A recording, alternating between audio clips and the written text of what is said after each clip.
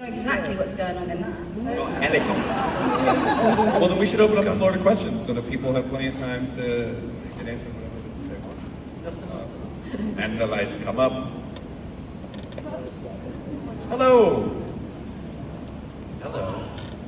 Not you. What's your name? Hello, I'm Jeffrey. Thank you, everyone, for coming. You're all fantastic. Benedict, with respect to the cast members, it was worth it for them not coming because your hair is magnificent. For Mark, Stephen, and Sue, since this is Comic-Con and the place for a big announcement, let's get it on the table. Seasons 5, 6, theatrical movie, and Benedict, since Stephen says you have the power of the green light, feel free to do that as well. I see, so the compliment was loaded. Everyone else can suck it anyway. 4 more parts. Oh God. We can exclusively reveal that there won't be a 5th season, but there will be a 6th. 2020. Yeah. Chew on that. Why is everybody assuming they survived series 4? Oh yeah. Oh, I told you it was dark. He just likes torturing you. He likes torturing you. There's no What is electricity in it. What is Hello. your name? It's Spider-Man. Spidey! Yeah, Spider-Man. What's your name? My name is Josh Garcia. You seem unsure about your name. I said it that exact same way when I met Morgan Freeman and I made him laugh. Oh. Morgan Freeman, everyone! Hello, everybody. Oh, Josh. My question is, since our stars and our producers have relatives on the set, how does that help you during the production process? I didn't hear the first part.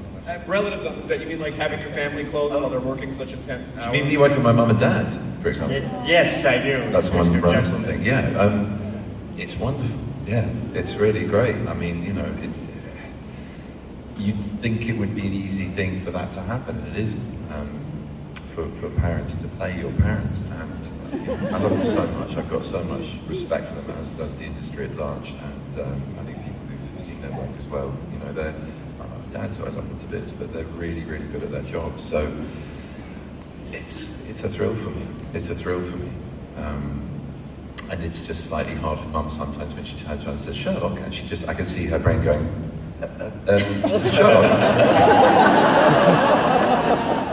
Rather than Ben or Tim or Sophie or the other names I get before I get called Benedict. But no, God bless them. It's a joy. What's not to love? It's really great. Thank you, Mr. Spider-Man. What is your name?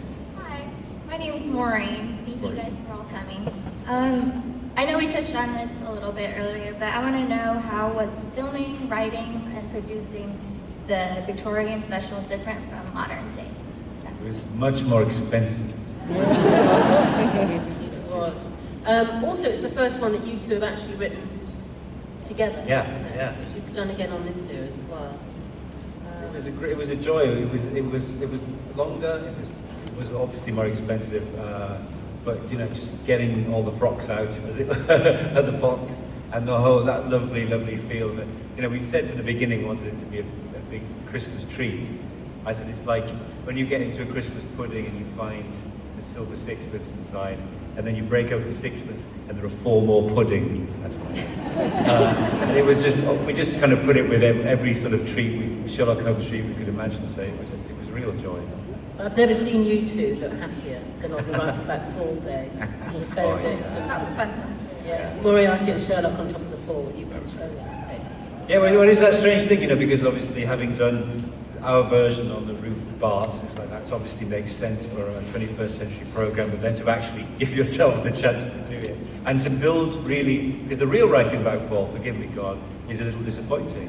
But to build the one from your imagination, which does everything you wanted to do, Danny Hargreaves' amazing work on that effect. It was just It was great, and the post-production of it, sort of scale of it. Emmy nominated, I believe. I think it was. Thank you. So you bring up Moriarty because there's a really sort of, it's very quick, but you utter something, I think maybe in Last Vow, I think, but it's about addiction and how you solve crimes essentially to sort of to deal with your addiction. Do you think Moriarty is a part of that addiction? Do you think he's necessary for you? Well, the work addiction, yeah, absolutely. The thing, he's addicted to two things that destroy him in a way, or have the potential to destroy him.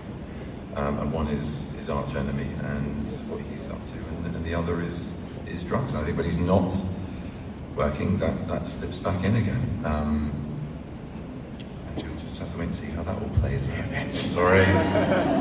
What is your name? My name is Joe. I'm from Solvang, California. Right. You guys come on up wine tasting. You can stay at my place. Seems legit! Got to work Tuesday. Oh, did he? Okay, sorry, Joe. Solvang's a little Dutch town in the middle of California. It's really cool. Wow. Check it out sometime. You could go stay with Joe. We'll come up. Next time. Okay. IGN, I was reading on IGN that fourth season is going to be the last season. Why is that? And do you think you might be willing to come back later when you're older for, older Sherlock? Because Sherlock's awesome. All right, let's navigate that one. So you said did you say the fourth season was going to We've never said that. we have no idea whether it'll be the last one or not. We just haven't said that. Just one feature you have to understand about being interviewed is it's almost pointless turning up to an interview these days. They make it up. I think I should just phone up and say, do what the hell you Say want. what you like. I never said it was going to be You the actually last one. explicitly said, I'd be very surprised if this season is the last one. And the headline said, Moffat says this season is the last one. I don't think we do. Well, I think media coverage now, I think they don't care, they don't give a shit. They're just like, well, some of those words were in there, just put it up there. I don't know. We're in a post-truth world. Come on out here. No, it's true. So we don't know, we always hope to carry on. And everyone loves the show, and we'd love to carry on. We just don't know. Hello, what is your name? He's got a coat, get it off him. You need the coat. Get it. I like your coat. Always wear that coat. I'll probably die And the of heat hand. exhaustion. Yeah, welcome to my world, friend. Welcome to my world.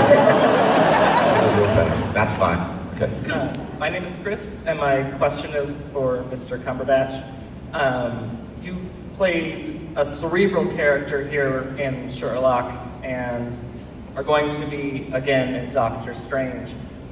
So how do you approach these cerebral characters, and did anything from playing Sherlock help you prepare for Doctor Strange? No to the latter question. No, not really. Doctor Strange is. Right. He has. No. Sherlock's a lot more, I think, strange than Strange is. I think that's the difference. Strange is fully humanized. I mean, he does seek control through. He seeks control through the perfection of his work. He's a workaholic. There are some crossovers, and like you said, that he's smart, but he doesn't cut off emotional ties. He does have physical relationships. He is very much a man of a sensory world, and Sherlock isn't. Sherlock certainly tries to curtail those appetites to concentrate on being the best consulting detective and number one consulting detective in the world. So no, the crossovers are very slight, and also culturally utterly different. One's very English, and one's very American. What's the first part of the question? I can't remember. What was the First part of the question was, will you go stay with Joe and solve it? Yeah. The first part of the question was good. What was it? I promise I won't murder you too much. Can you go back and say? Generally, how's your approach when you're acting a sort of cerebral character? Oh, you make sure you get really smart writers to give you what to say. But the monologues that can't. That's how I feel when I read them. I'm like, wow, that's a lot of work. It just takes a lot of time. What's the longest monologue you've seen? How many pages? Tuesday morning. The Danoon one in the wedding. I think the best man speech, where he goes. That was